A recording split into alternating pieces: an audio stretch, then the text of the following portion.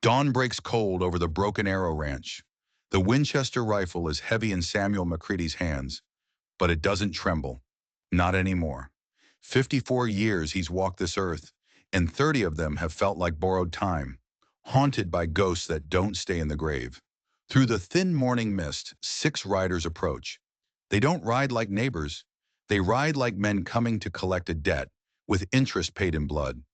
Leading them is Marcus Thornfield, the man who owns half of everything and wants the other half. And right now, the piece he wants most is standing right behind Samuel, her small frame pressed against his back, her hands gripping his shirt so tight his knuckles are white. Her name is Elizabeth Morrison. She's 19, and she's wearing a torn wedding dress. Last night, she was supposed to marry Thornfield. Instead, she ran. She ran to the one place in the whole God-forsaken territory she thought she could be safe. She ran to him. Thornfield's voice slices through the quiet. It's smooth, but there's steel underneath. "McCready, send out my bride or we'll take her right over your dead body." Samuel's jaw is a block of granite. He can feel the girl's breath, warm and quick against his neck. A war isn't started by armies. It's not started by politicians signing papers. A war starts right here, with one man, one gun, and one decision to protect the one thing he has left to love, even if that love is a brand new dangerous thing that could burn them both to the ground. Samuel McCready wasn't always this broken man, this ghost rattling around 1,000 empty acres. Once he was Captain Samuel McCready of the Union Cavalry. He was a man who'd seen the elephant and stared it down, a man who'd charged through cannon smoke and come out the other side. He'd come home from the war to a wife with a smile like the summer sun, and a little boy with his mother's eyes who called him Papa. He thought the fighting was over. He was wrong. The real enemy wasn't wearing a gray uniform. It came in the night, silent and unseen. The doctors called it influenza. Samuel called it a thief. In 3 weeks, it took everything. He buried them both on a cold spring morning, the ground still too hard to make for easy digging. That's when he built the Broken Arrow Ranch. He didn't build it to get rich. He built it to get tired. He'd wake before the sun, tend his horses, mend his fences, and work until the exhaustion was so deep in his bones he could finally fall asleep without dreaming. The town of Millfield sprang up 10 miles south, but Samuel might as well have been on the moon. People saw him on his rare trips for supplies, and they'd whisper, "There he goes, the man who never smiles." They say he's a ghost, gave up on living, but forgot how to die. 3 years passed like that, 3 years of silence, of dust, and of ghosts. And then one day a stagecoach broke down on the road to Denver, and everything changed. She was 18 then, Elizabeth Morrison, fresh out of a fancy school back east, her head full of books, and her heart full of dreams she hadn't learned to be afraid of yet. Her father, James Morrison, owned the only bank in Millfield. A good man, a decent man, but a man who found it hard to say no. Elizabeth was all he had left after his wife died, bringing her into the world, and he raised her to be strong, stubborn, and to see the good in people, even when it wasn't there. The stagecoach was bringing her home when 4 masked riders cut them off in Devil's Canyon. They were looking for a payroll shipment, for gold. All they found was a girl with fire in her eyes, a girl who refused to be scared. Samuel was hunting a ridge over when he heard the scream. It wasn't a scream of panic. It was a scream of rage. He got there to find Elizabeth, backed up against the coach, her dress torn at the shoulder, facing down 4 men twice her size. Samuel didn't think. He didn't hesitate. He just acted. 2 shots from his Winchester, so fast they sounded like one. 2 men went down. The other 2 took one look at the ice in his eyes, the cold, dead certainty of a man who'd sent souls to the afterlife before and hadn't lost a night's sleep over it, and they ran. They just ran. He helped her down from the coach. Her hand was small in his calloused one, and in that moment, something passed between them that neither of them had a name for. She looked past the grizzled beard and the weathered lines on his face and saw the crushing grief he carried like a shroud. And he looked past the innocent flush on her cheeks and saw the steel of the woman she was about to become. "Thank you," was all she said, her voice a whisper. Samuel just gave a short, sharp nod. He rode with her back to town, refused the reward her father tried to press into his hand, and disappeared back into the hills without another word. But Elizabeth couldn't forget the look in his eyes. And some things, once they take root in a girl's heart, are impossible to dig out. She started riding out, taking the long route past the turnoff to the Broken Arrow. She'd tell her father she was just exercising her horse beauty, but she was hoping, just for a glimpse of the ghost who had saved her life. Samuel saw her. He'd be breaking a new stallion or mending a fence line, and he'd see the flash of her auburn hair in the distance. He knew who it was, and he knew it was trouble. A girl that young, that full of life, had no business getting tangled up with a man like him. So he stayed away. He kept to his land, a king in a kingdom of ghosts. One afternoon he found something tied to his front gate. It was a small white handkerchief, finely made, with delicate flowers embroidered in the corner. Tucked into its folds was a small, folded note. The handwriting was elegant, precise. "Thank you for saving my life," it read. "I hope you find peace." He untied it from the gate. He told himself he should throw it away, but he didn't. He folded it carefully and tucked it into the pocket of his worn leather vest. He told himself it was just a piece of cloth. It meant nothing. But out here, under this wide, unforgiving sky, nothing stays buried forever. Not secrets, not grief, and especially not the past. Just when Samuel thought his life had settled into a quiet, predictable rhythm of loneliness, a new storm blew into town. His name was Marcus Thornfield. Thornfield arrived in Millfield the way a wolf arrives at a sheep pen. Quiet at first, all teeth and smiles. He was 45, with a fortune made in cattle and land speculation back east. He talked a big game, about progress, about the future, about prosperity for all. The good people of Millfield, struggling through a drought and 2 bad winters, they saw a savior. They saw opportunity. They didn't see the predator hiding behind the polite words and the expensive suit. Thornfield's plan was as simple as it was brutal. Buy the debt, then squeeze. He'd offer generous loans to ranchers who were 1 bad season away from ruin. He'd extend credit to merchants whose shelves were gathering dust. And when the notes came due, and they always came due, he wouldn't listen to excuses. He'd just take the land. In 2 years, he owned a third of the county. He was a cancer, spreading silently. And then he set his sights on the Morrison Bank. James Morrison was, at his core, a good man, which made him a terrible banker. When the ranchers were hit by drought, he extended their credit. When a flash flood washed out the spring crops, he delayed foreclosures. He was trying to be a neighbor. But business isn't about being a neighbor. It's about being a winner. And James Morrison was losing. Badly. That's when Thornfield made his move. He didn't come in with threats. He came in with a smile and an offer of help. A partnership, he called it. An investment in the future of Millfield. James, desperate, saw a lifeline. He didn't read the fine print. The contracts were a maze of legal traps. The interest rates were a death sentence. Within 6 months, the Morrison Bank was no longer his. It was Thornfield's. He just let James keep his name on the door. Morrison was drowning, and Thornfield was the only man with a rope. He gave James 2 choices. Lose everything, the bank, the house, the family name, or accept one final generous offer, a merger of their 2 great families. His daughter Elizabeth in marriage, in exchange for wiping the slate clean. "She's only 19, Morrison had pleaded, the words tasting like ash in his mouth. Thornfield's smile never wavered. Old enough to understand duty. Elizabeth, meanwhile, had blossomed. She was no longer the girl Samuel had rescued. She was a woman. Her auburn hair seemed to trap the sunlight itself. Her blue eyes weren't just pretty, they were sharp, intelligent. She carried herself with a confidence that made young men tongue-tied and old men sigh. But her heart belonged to the ghost on the mountain, the man she barely knew. She'd ridden past his ranch dozens of times. She learned his routines. She knew which days he mended fences, which days he worked the horses. Once she'd seen him down by the creek, his shirt off, muscles moving under skin browned by the sun. She'd hidden in the trees, her heart hammering against her ribs, a strange, breathless feeling stealing over her. She'd watched until he'd looked up suddenly, his eyes scanning the tree line, as if he'd felt her gaze. She turned her horse and fled, her cheeks burning. She was falling in love with a memory, with a man old enough to be her father, a man who lived with the dead. It was foolish, it was impossible, and she couldn't stop it. The heart doesn't ask for permission, it just wants what it wants.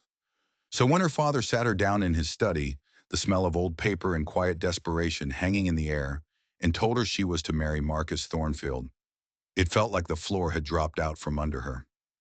"I won't do it," she said, her voice shaking but firm. "You will," her father replied, and for the first time, she heard the sound of a broken man. "It's for the bank, for the town, for all of us. He'll forgive the debts." "And what about me?" she cried. "What happens to me?" James Morrison couldn't meet her eyes. He just stared at the worn pattern on the rug. "You," he said softly, "will learn to survive." But Elizabeth knew, with a certainty that chilled her to the bone, that some things were far worse than not surviving. And marrying Marcus Thornfield was one of them. She was about to find out just how right she was. The wedding was planned as a spectacle. Thornfield was cementing his victory, and he wanted everyone to witness it. He spared no expense. Wine was brought in from California. The bride's dress was ordered from a fancy shop in San Francisco. It was to be the biggest event in Millfield's history. For Elizabeth, it was a countdown to a life sentence. On the final day, her father, fearing she would run, locked her in her room. He took her riding clothes. He posted one of Thornfield's men, a grim-faced brute named Calloway, outside her door. "It's for your own good," he'd said, his eyes pleading with her to understand. But she didn't understand. She only understood betrayal. That evening, Thornfield paid her a visit. He walked into her room without knocking, dismissing Calloway with a flick of his wrist. Elizabeth stood by the window, wearing a simple cotton nightgown, her arms crossed over her chest. She refused to give him the satisfaction of looking at him. "My dear Elizabeth," he said, his voice like honey laced with poison, "tomorrow you become Mrs. Marcus Thornfield." She finally turned, her eyes blazing. "My body may belong to you by some piece of paper, but my heart never will." Thornfield just smiled. He let his gaze drift over her, slow and deliberate, taking in the curve of her waist, the swell of her chest beneath the thin fabric. It made her skin crawl. "Hearts can be educated," he purred, taking a step closer. "They can be broken. They can be reformed. I am a very patient teacher." Elizabeth felt a cold dread wash over her. This was it. This was her future. This man's hands on her, his power over her, his education. She lifted her chin. "I think you'll find me a more challenging student than you expect." Thornfield's smile widened. It didn't touch his cold, dead eyes. "I certainly hope so," he said, his voice dropping to a low whisper. "Breaking wild things is my specialty." He left then, leaving his threat hanging in the air like the smell of a slaughterhouse. But he'd made a fatal mistake. He thought he was dealing with a frightened girl. He didn't realize he had just armed a desperate woman. Elizabeth waited. She waited until the house fell silent. She waited until she heard the soft, rhythmic snores of the guard outside her door. Then she moved. She'd hidden her riding clothes weeks ago, stuffed deep under a loose floorboard beneath her mattress. Dark trousers, a simple blouse, sturdy boots. The clothes of a girl who knew her own mind. The clothes of a girl who was about to take her life back. The old oak tree outside her window had been her friend since she was a child. Its branches were thick and strong. They held her now. The ground was soft. Her horse, Beauty, was waiting in the stable. She'd always been the best rider in the county. Tonight, she rode like the devil himself was on her tail. She rode toward the one man who had ever made her feel truly safe. But she was about to learn a hard lesson. Safety is an illusion, and love, the truest kind of love, always comes at a price. The sound of a single horse ridden hard woke Samuel from a light, troubled sleep. It was 2 in the morning. No neighbor comes calling at this hour. He was on his feet in an instant, the Winchester materializing in his hands as if it were part of his arm. He moved to the window, a shadow among shadows. He saw the lone rider, a small frame, but they sat the horse with an easy, practiced grace. Then the moonlight caught the horse's coat, a familiar, deep chestnut. His heart hammered against his ribs. Beauty. Elizabeth Morrison slid from the saddle in his yard, her face streaked with dirt, her wedding dress torn and muddied from the hard ride. The moonlight turned her auburn hair into a halo of fire. There was desperation in her eyes, but underneath it, there was something else. A fierce, unbending resolve. Elizabeth. He said her name as he opened the door, but he didn't lower the rifle. What are you doing here? I couldn't marry him, she said, the words tumbling out, ragged and breathless. I can't. I won't. He finally set the Winchester down and stepped out onto the porch. She was shivering, but it wasn't from the cold. It was the deep, shuddering tremor of a body running on pure adrenaline and fear. Your father will be worried sick. A flash of anger lit her eyes. My father sold me, she shot back. He sold me like a prize mare to save his precious bank. And you came here. It wasn't a question. I had nowhere else to go. She took a step closer, into the faint light spilling from the doorway. No one else I trusted. Samuel's throat was suddenly as dry as the dust in his yard. This close, he could smell the scent of lavender and the clean scent of the night air on her. He could see the frantic pulse beating at the base of her throat. He could remember, with perfect, painful clarity, the way she had looked at him that day by the stagecoach. Like he was a man worth saving. I can't help you, he said, his voice rougher than he intended. This isn't right. She stepped closer still, closing the space between them until she had to tilt her head back to look up at him. What's right? She demanded. Marrying a man I despise? Spending the rest of my life as his property, his specialty? The word was filled with venom. I'm 35 years older than you, Elizabeth. So? I buried a wife and a son. I'm broken. I know, she whispered. People will talk. Let them. Her hand, small and trembling, slightly came up and rested on his chest, right over his heart. He could feel the warmth of it through his shirt. Samuel, she said, and his name on her lips was both a prayer and a plea. I have thought about you every single day since you saved me. I've ridden past this ranch 100 times, just hoping to see you. I've laid awake at night, dreaming about what it would feel like if you... Stop, he growled, but it had no force. She didn't stop. She rose up on her toes, her lips just inches from his. I know you feel it too, she whispered, her breath warm against his skin. This pull between us. I see the way you watch me when you think I'm not looking. It was too much. The dam he had so carefully constructed around his heart, the walls of grief and loneliness he'd built for 30 years. It didn't just crack. It shattered. His hands found her waist, pulling her hard against him. She let out a small gasp, a sound that was part surprise, part relief, and melted into him.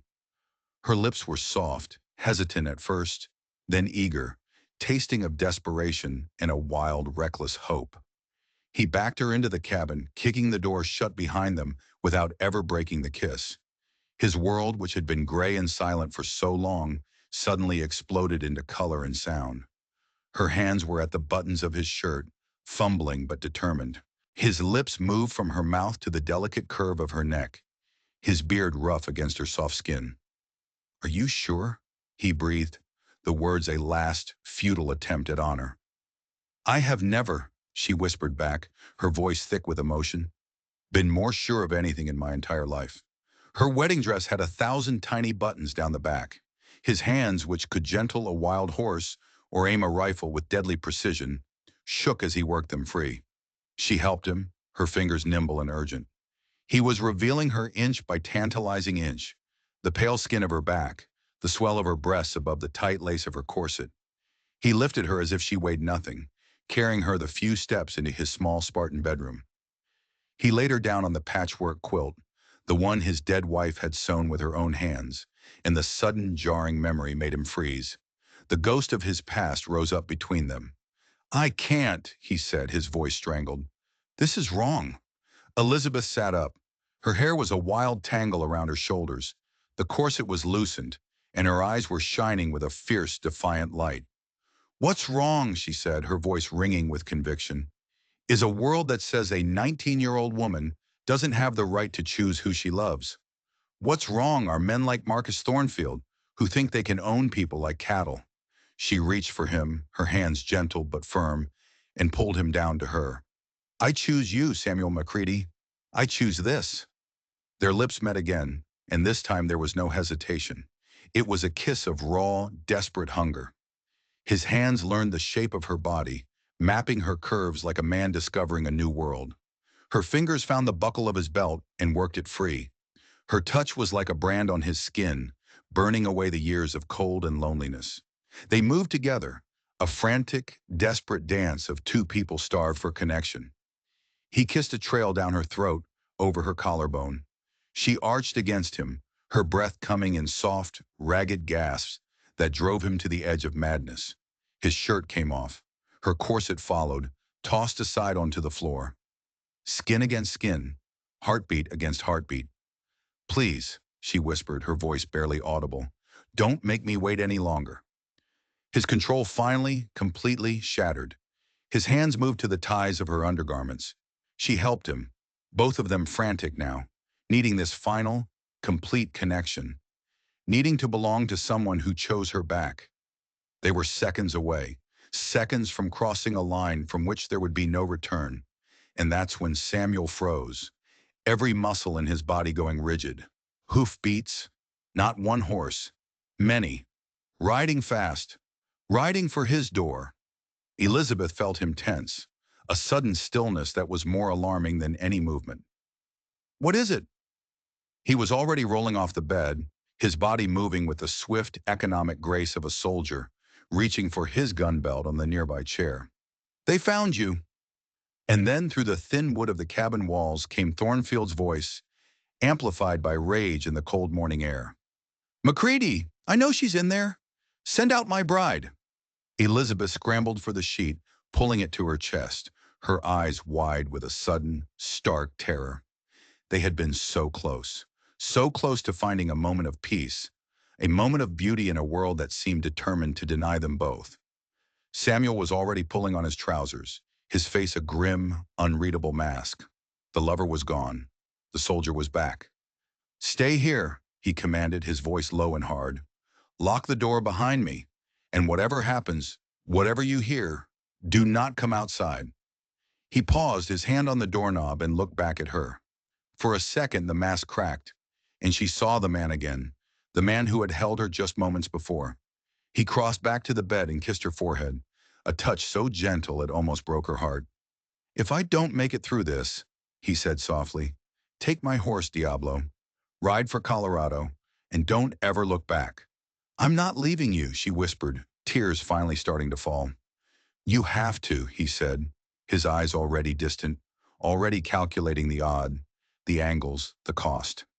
This is what happens when you care about someone like me. People get hurt. He turned and walked out of the room, leaving her with the smell of gunpowder and the bitter taste of fear. Some fights, once they begin, can only end one way. And the war for Elizabeth Morrison had just begun. Dawn was painting the eastern sky in bruised shades of purple and orange as Samuel stepped onto his porch. The Winchester felt like an old friend in his hands. Marcus Thornfield and his 6 hired guns had spread out, forming a semicircle around the cabin. He'd faced worse odds in the war, but he'd never had so much to lose. Thornfield, he called out, his voice steady. You're trespassing. Thornfield sat on his fine black stallion like a king on a throne, a cruel smirk playing on his lips. I'm merely collecting stolen property, McCready. My bride seems to have lost her way. The lady made her own choice. The lady is 19 years old and clearly confused, Thornfield retorted, his voice dripping with condescension. I'm sure you were more than happy to take advantage of that confusion. Samuel's knuckles were white on the stock of his rifle. Every instinct screamed at him to put a bullet right between the man's smug eyes. Choose your next words very carefully, Thornfield. Thornfield laughed, a short, ugly sound. Or what, old man? You'll add murder to your list of sins? The other riders shifted, their hands hovering near their holstered pistols. Samuel knew the type. Men who'd kill their own mothers for a handful of silver and sleep like babies afterward. I'm giving you one chance, McCready, Thornfield continued, his voice hardening. Send her out now, and I'll forget this whole unfortunate incident ever happened. You keep her, and I'll make sure every man, woman, and child in this territory knows exactly what kind of degenerate you really are. And what kind is that? Samuel asked, his voice dangerously quiet. The kind who preys on innocent girls. The kind who uses his own tragic past as an excuse to corrupt others. That was it. Samuel stepped off the porch, the dirt crunching under his boots. 6-1. In the cavalry, he'd have called those impossible odds. Today, he didn't care. She's not as innocent as you think, Thornfield, he said, his voice low and caring in the still air. And she is not yours. The composure Thornfield wore like a fine suit finally cracked. I paid a fortune for that girl. Her father owes me everything. Then your business is with her father. Oh, I'll get to him, Thornfield snarled, right after I'm done with you. The gunman closest to the barn made his move, his hand a blur as it went for his gun. But Samuel was faster. The Winchester roared, and the man was thrown from his saddle, a look of pure, stupid surprise on his face, and then all hell broke loose. Gunfire erupted from all sides. Samuel dove behind a heavy wooden water trough as bullets chewed through the wood, sending splinters flying past his head. He'd counted them. 6 riders plus Thornfield. Now there were 5. One of them tried to flank him, darting from behind the corner of the small barn. Samuel's second shot was as precise as his first. The man crumpled into the dust. 4 left. They were smarter now. They were using cover, spreading out, trying to catch him in a crossfire. He was pinned down, outgunned. He needed to change the equation. And then he heard it. A scream from inside the cabin. A high, sharp sound of pain and terror. A stray bullet had shattered the bedroom window, spraying glass across the room. He didn't know if she was hit. He only knew she was in danger. And something inside Samuel McCready, something that had been sleeping for a very long time, woke up. It was the same cold, primal fury that had carried him through the bloody cornfield at Antietam, the rage of a man who had already lost everything once and would be damned to hell before he let it happen again. He burst from behind the trough, not running away from the gunfire, but into it. He charged the barn where 2 of the gunmen were hiding. His rifle spoke twice more in quick succession. 2 more bodies hit the dirt. 2 left, plus Thornfield. Samuel ducked behind a stack of hay bales, his hands moving with practiced, mechanical speed as he reloaded. These men were killers, but they weren't soldiers. They didn't understand the brutal calculus of a real firefight. One of them made the mistake of peeking over his cover for too long. Samuel's bullet caught him square in the chest. The last hired gun saw his friend go down, and the fight went right out of him. He panicked. He scrambled for his horse and spurted into a gallop, riding away as fast as he could. Samuel let him go. Some men weren't worth the lead. And then there was one. Thornfield had dismounted and was using his horse as a shield. He was holding a fancy nickel-plated Colt, a showpiece, not a tool. "It's over, Thornfield," Samuel yelled. "It's over when I say it is." Thornfield stepped out from behind his horse and started firing wildly, the shots kicking up dust around Samuel's feet. Samuel took a steadying breath, brought the Winchester to his shoulder, lined up the sights and squeezed the trigger. Click. The rifle was empty. Thornfield's next shot hit him. It felt like a hot poker searing through his left shoulder, spinning him around and knocking him to the ground. The Winchester slid away from him in the dirt. Thornfield advanced, the Colt raised, a triumphant, cruel smile spreading across his face. 35 years older, you said? Well, old man, age is about to catch up with you. But Samuel wasn't done. As Thornfield gloated, Samuel rolled, his right hand snaking down to the Colt. 44 holstered at his hip. He came up on one knee, the pistol bucking in his hand at the exact same moment Thornfield fired again. Thornfield's shot went wide, zinging past Samuel's ear. Samuel's did not. The cattle baron stood there for a long moment, the arrogant smirk on his face replaced by a look of profound disbelief. Then, like a puppet with its strings cut, he collapsed into a heap on the ground. Silence descended on the Broken Arrow Ranch. The air was thick with the smell of gunpowder and blood. Samuel pushed himself to his feet, his left arm hanging uselessly at his side, blood soaking his shirt. The cabin door flew open. Elizabeth rushed out, a sheet clutched around her, her eyes wild with fear. She reached him just as his legs started to give way, her small frame surprisingly strong as she supported him. "How bad is it?" she asked, her eyes fixed on the bloody wound. He tried to smile, but it came out as a grimace. "Seen worse." But his face was ashen, and his breathing was shallow. Surviving the fight was one thing. Now they had to survive the aftermath. And in this land, sometimes the whispers in town could be more dangerous than a bullet. The town came to them. A posse, led by Sheriff Williams, rode up to the ranch around noon, drawn by the lone rider who had fled the gunfight. They found a scene of carnage. They found Marcus Thornfield, the most powerful man in the county, dead in the dirt, surrounded by the bodies of his hired guns. And they found Samuel McCready, the town ghost, wounded but alive, being stubbornly tended to by the town banker's daughter, who stood over him like a she-wolf guarding her cub, daring anyone to say a single word against him. James Morrison was with the posse. He took one look at his daughter, her hair a mess, wearing a man's shirt that was far too big for her face set with a fierce determination he'd never seen before. And he understood. He had lost. Some forces were stronger than duty, stronger than debt. "Papa," Elizabeth said, her voice quiet but firm, never taking her eyes off Samuel. "I'm not coming home." Morrison looked from his daughter to the dead men, to the blood on Samuel's shoulder, and finally back to the unyielding fire in Elizabeth's eyes. He just nodded, a great, weary sadness settling over him. "I know." Sheriff Williams was a practical man. He wanted answers, but he also wanted peace. And a dead cattle baron with a reputation for bullying was less of a problem than a decorated war hero. The townspeople were buzzing, the scandal ripe for gossip. But then the sheriff searched Thornfield's saddlebags, and what he found changed everything. It wasn't a will or a deed, it was a lockbox.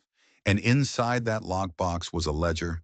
It was Thornfield's secret history, forged documents, falsified loan agreements, a detailed record of a systematic campaign of fraud and blackmail that had been slowly bleeding the entire county dry. Thornfield hadn't just been buying land, he'd been stealing it. "This wasn't murder," Sheriff Williams announced to the assembled crowd, holding the ledger up for all to see. "This was self-defense. Thornfield came here to kill a man to cover up his crimes." Suddenly, the whispers about Samuel McCready changed. He wasn't the town ghost anymore. He was the man who had stood up to the wolf, the man who had saved one of their own, and in doing so, had saved them all. The town doctor, a crusty old man named Harrison, patched up Samuel's shoulder. "You're a lucky man, McCready," he grumbled as he tied off the bandage. "An inch lower, that bullet would have torn right through your lung." Samuel looked over at Elizabeth, who hadn't left his side. "Wasn't luck," he said, his voice quiet. "It was having something worth living for." But the bullet wound wasn't the only injury that needed healing. The deepest wounds, the ones left by grief and betrayal, take much longer. And their story was far from over. In fact, the biggest secret, the one that lay buried at the very heart of everything, was about to be unearthed. 6 months passed. The snows came, blanketing the plains in a sea of white, silencing the world. But at the Broken Arrow Ranch, things were anything but silent. There was life. There was the sound of hammers repairing the bullet holes in the cabin walls. There was the nicker of horses in the newly expanded corral. There was laughter. Elizabeth had taken to life on the ranch as if she'd been born to it. She learned to mend fences, to doctor a sick calf, to keep the books with a sharp mind that missed nothing. The quiet, broken ranch was becoming a home. Samuel healed.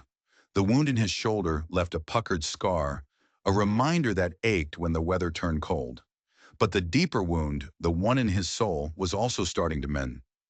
Elizabeth's presence was like sunshine after a long, dark winter. She didn't try to erase his past. She just gave him a reason to believe in a future. They were married on a cold, bright Tuesday in March. It wasn't a spectacle, just a simple ceremony in the town's small church. James Morrison, looking 10 years older but somehow lighter, walked his daughter down the aisle. He and Samuel had reached a quiet, unspoken understanding. There was no fancy dress from San Francisco this time. Elizabeth wore a simple white gown she had sewn herself. When Samuel saw her, it stole the breath from his lungs. Their wedding night was not the frantic, desperate coupling of their first night together. It was slow. It was tender. It was a quiet, sacred promise, made not with words but with touch. By the light of the fire, with the snow falling softly outside the window, they made a world that belonged only to them. Afterward, they lay tangled in the sheets, the fire casting flickering shadows on the walls. Elizabeth traced the jagged scar on his shoulder with her fingertip. "Do you ever regret it?" she asked softly. "Any of it? Fighting for us?" He was quiet for a long time. He thought of his first wife, of the boy he had buried. He thought of the long, empty years. The ghosts were still there. They would always be there. But now they were quiet. Now they were just memories, not chains. He looked at the beautiful, strong, fierce young woman lying in his arms, the woman who had ridden through the dark to save them both. "Never," he said, his voice thick with an emotion he couldn't name. But just when they thought they had finally outrun the past, a letter arrived from back east. It was addressed to Samuel, and the name on the return address was a ghost from a life he thought he had left behind forever.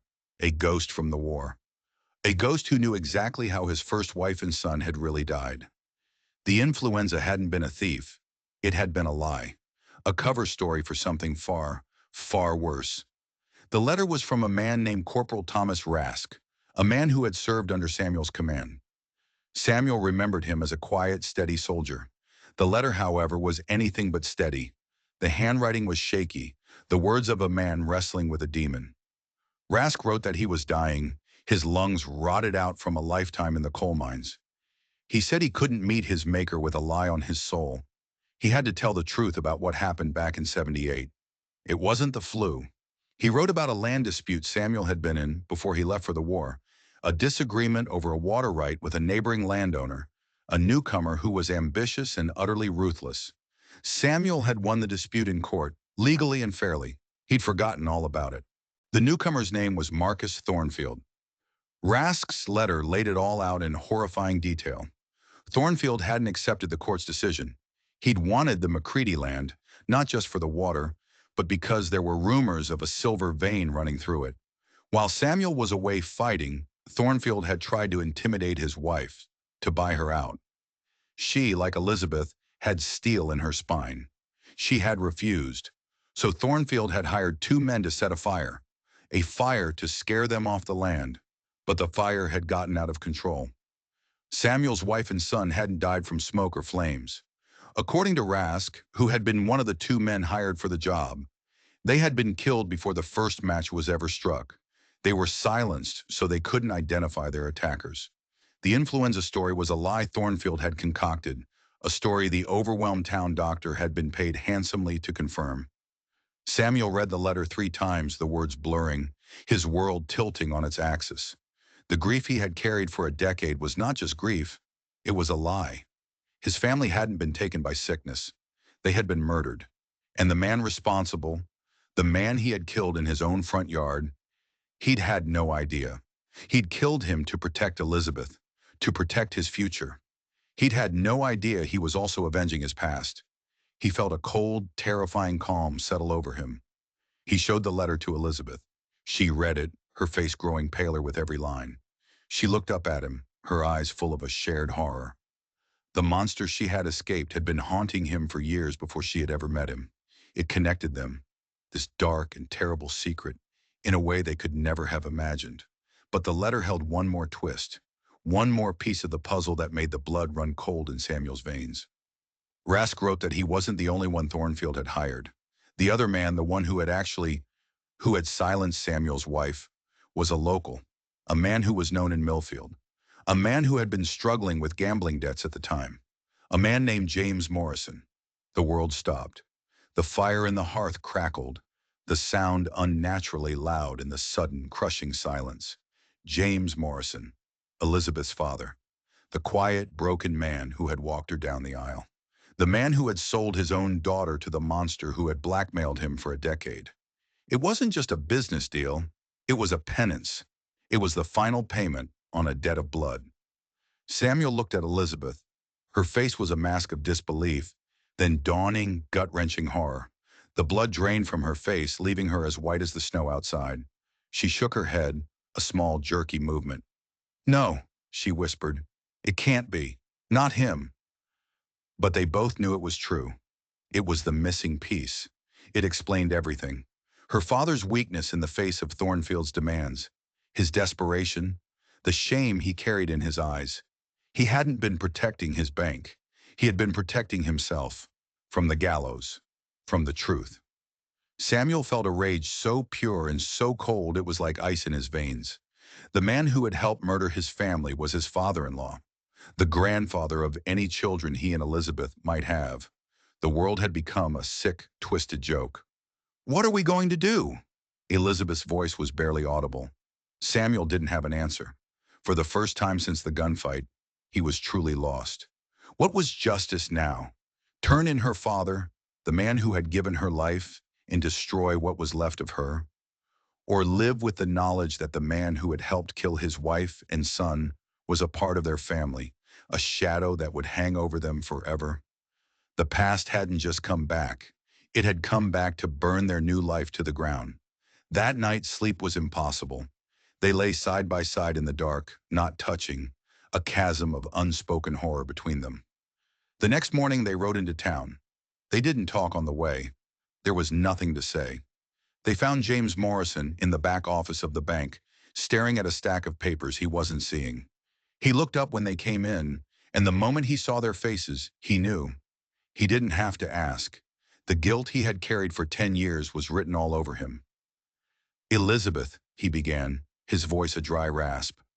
Samuel stepped forward, placing the letter from Thomas Rask on the desk. Morrison flinched as if it were a venomous snake. He didn't need to read it. He had lived it every day for a decade. "Is it true?" Samuel's voice was flat, devoid of all emotion. It was more terrifying than if he had been screaming. Morrison finally broke. The dam of his carefully constructed life burst, and a flood of choked, ragged sobs poured out. He collapsed into his chair, his head in his hands. "He had me," he gasped between sobs. "I was young, foolish. The gambling debts. I couldn't see a way out. Thornfield, he promised it would be easy. Just a fire. Just to scare them. I never thought he would. He killed them, Samuel. He killed them before I even lit the match. And then he owned me. He owned my soul." Elizabeth stood frozen, watching the father she had known her entire life dissolve into this stranger, this terrified, guilty man. He was not a monster. He was just weak, and his weakness had cost Samuel everything. Samuel looked from the weeping man to the shattered woman who was his wife. The rage was still there, a cold, hard knot in his gut. But looking at Elizabeth's face, at the unbearable pain in her eyes, he knew. Vengeance was a ghost game. He was done with ghosts. He turned without another word and walked out of the bank. He stood in the middle of the muddy street, breathing in the cold, clean air, letting the rage slowly recede, replaced by a vast, aching emptiness. Justice had been done in a way. The man who gave the order was dead. The man who carried it out was broken. It would have to be enough. A moment later, Elizabeth came out. Her eyes were red, but she wasn't crying anymore. She walked to him and slipped her hand into his. Her touch was an anchor in a storm-tossed sea. "I will understand," she said, her voice quiet but steady. "If you can't, if you need to leave." He looked down at their joined hands. He looked at her face, the face he had come to love more than his own life. He had spent 10 years running from the past. He wouldn't spend the rest of his life running from the future. "Your father sold you to a monster to cover his sins," Samuel said, his voice rough. "My family was murdered for this land. We are both covered in the ashes of what Thornfield and your father did. We can either let it bury us, or we can build something new right here on top of it." He squeezed her hand. "I'm not going anywhere." They rode back to the Broken Arrow Ranch, leaving the broken man in the bank to face his own demons. The law would never know. His punishment would be to live with what he had done, to see the ghosts of a woman and a child every time he looked at his own daughter's face. Their secret would be the foundation of their new life, a terrible, tragic secret that would bind them together forever. Life went on. The seasons turned, the snows melted, and the green of spring returned to the plains. The story of Samuel McCready and Elizabeth Morrison became something of a legend in Millfield, a story of love and courage, of a ghost who came back to life and a young woman who refused to be a victim. They never spoke of James Morrison's confession again. He became a distant figure, a man they saw on their rare trips to town, exchanging polite, hollow greetings. The chasm was too deep to ever be crossed. A year after the shootout, Elizabeth gave birth to a son. They named him Daniel, after Samuel's boy. He had his mother's auburn hair and his father's steady, quiet eyes. Holding him in his arms for the first time, Samuel felt a piece of his soul, a piece he thought was long dead and buried, come back to life. The Broken Arrow Ranch thrived. They bought more cattle, more land. The silver vein Thornfield had killed for was real, a small but steady source of income that secured their future. They weren't just survivors anymore. They were pioneers, building a life, a dynasty, on ground that had been consecrated by blood and tears. Samuel never lost the quiet sadness in his eyes. The ghosts of his first family were still there, but they were joined now by the laughter of his new one. He learned to smile again. Not often, but when he did, it was like the sun breaking through the clouds. He had found peace. Not the easy, forgetful peace of a man with no sorrows, but the hard-won peace of a man who had stared into the abyss and had chosen to live anyway. He had chosen love. He had chosen life. He had chosen Elizabeth. And that had made all the difference. The American West was a hard place, a land that tested the souls of men and women. But it was also a place of second chances, a place where people could build new lives out of the wreckage of the old. The story of the Broken Arrow Ranch is a testament to that. It reminds us that sometimes the greatest courage isn't found in a gunfight, but in the quiet, stubborn refusal to let the darkness win. Thank you for joining me on this journey. If this story found a place in your heart, do me a favor and drop a comment below telling me where in the world you're listening from. It's always amazing to see how far these stories travel. And if you want more tales from the dusty trails of history, don't forget to hit that subscribe button. Until next time, remember that the past is never truly gone, but the future is always ours to build.